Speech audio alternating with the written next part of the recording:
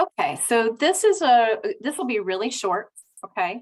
This is basically what the YAPP app icon looks like. So if you are going straight to the store to download the YAPP app, look for this icon.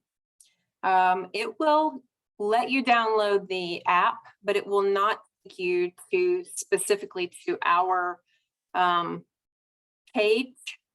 You'll have to either enter a code or, let's see, let me turn this, or use this QR. You should be able to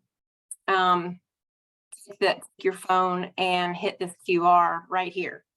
I'll leave it up here for a few minutes, but this QR code should take you directly to our specific app on the YAPP platform. YAPP is a platform, so there's going to be any number of events that are happening at the same time. So you need to download the app and then identify which event you're looking for. So the QR code should take you right to our app. If you download the app without the QR code or without any of the identifying information, you are going to be asked for an ID. And our ID is, let me find that real quick. Our ID is, of course, I am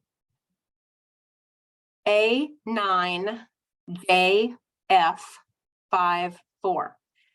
Capital letters. A like apple, 9, J like Jeffrey, F like Frank, 5, F for Frank. Okay. Hopefully that's enough time to leave the QR code up or for you to enter in your app. Once you get into the app, if you want to take full advantage of what is offered in the app, I highly encourage you to claim your profile. You will claim your profile by going into the attendees section and looking for your name. Once you find your name, you open that and you hit "This is me." It's going to be sort of maybe on the bottom, a bubble, it's an oblong bubble, and you can hit "This is me." At that point, they're going to want you to make an account with the app. But once you do that, you can take your profile and you can add a picture. You can add all of your other personal information in there, and people can see you and have access to your contact information. It's just a really nice feature if you want to make sure that your networking buddies know that you're around and that you guys can see each other. So you can add whatever information you're comfortable sharing with others. And well, that's pretty much it. If you cannot find yourself, it's possible that we missed adding you. If you're kind of a late registration, we might have missed adding you. I am working on those details today, trying to add folks that have been registered in more recent days. So if you don't see yourself, give us until Wednesday. And if by Wednesday you don't see yourself, come by the registration desk and we will get you added into the app. Okay. All right. I'm going to really quickly switch to my other screen so that I can show you. This is, basically, this is my editing page, but this is basically what the screens are going to look like, right? So this is your schedule, and then you have all of these options here. I'm just going to highlight a couple things right here where I have a plus where I can add a session. In your schedule, you're going to have an icon that looks like a calendar with a star on it. That's where you can click and hit, where you can hit and add things to your personal schedule. So as you are opening up these sessions and looking through them, you can say, yep, I definitely want to do that. And you can hit the icon over here and it will add it to your personal schedule. And then when you go hit that icon again, it'll pull up everything that you have added to your personal schedule so that you can keep track of the things that you decided you wanted to go to while you were at the conference. A couple other things to just highlight. We have documents in here. We have the schedule sort of at a glance. We have session descriptions and bios in the documents. We have some kind of resources available to you in the document section. Anything that's not going to be attached directly to a session specifically will stick here in the document section. I'll go back here really quick and just say that I'll open this one. There aren't going to be any documents necessarily here, but if there are documents in a session, you will find them down at the very bottom of your page for that session.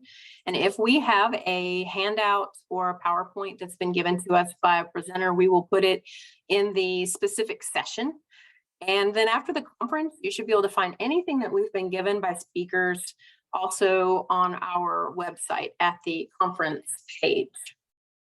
Okay, back to this. We've got social feed where you can basically, you know, it's our internal conference Facebook, I guess, or Instagram, depending on maybe your age. We have announcements. I have been adding announcements the last several days about different things that are happening, and you should get things so that you know if an announcement has been made, because we will be announcing things as we go.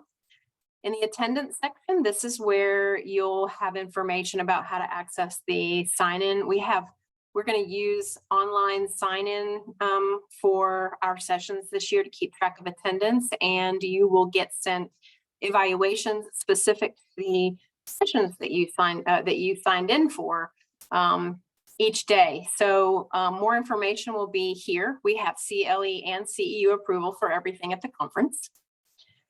Here, of course, you can see everybody else that's attending the conference. So you can find your buddies, or you can look up folks from different programs, and you can send messages.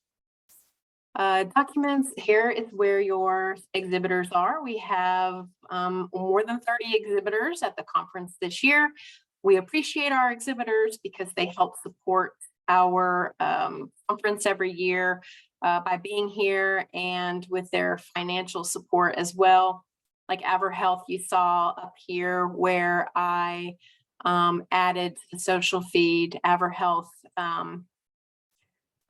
sponsored the lanyards this year, so I made a comment on the social feed. Anyway, so we have our wonderful exhibitors, and they are here if you want to look up specific information about them.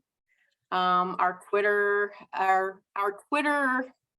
page, so anybody that we follow and anything that we tweet, you would be able to find here. If you'd like us to follow you and we're not, you can also throw it out there and I'll add it. I'm happy to do that. You can upload pictures that you take at the conference, which is kind of fun. And this is one that I just added for this year because we invited graduates who are not able to be with us or who did not get a chance to share their story in our conference schedule to share something about their schedule. So for instance, Brittany right now is our graduate who has sent a video in talking about her experience in the Marshall County Recovery Court, and it's really wonderful. She did a great job. And so anyway, we also have this section for videos. I'm trying to think if there's anything else. I would say I've covered quite a bit. So hopefully this is a good basic introduction. There's just a lot of really cool features in this app to use to keep up with what's going on and get real-time information for conference information. Hopefully you'll download the app and use it to the best of your advantage. But if not, you can also download documents like the schedule, session bios, and the session descriptions and bios from our website. They're out there now in the document section of the conference web page, and you can download that stuff now and bring printed copies with you if you'd like. So anyway, I'll see everybody in a couple days. Bye.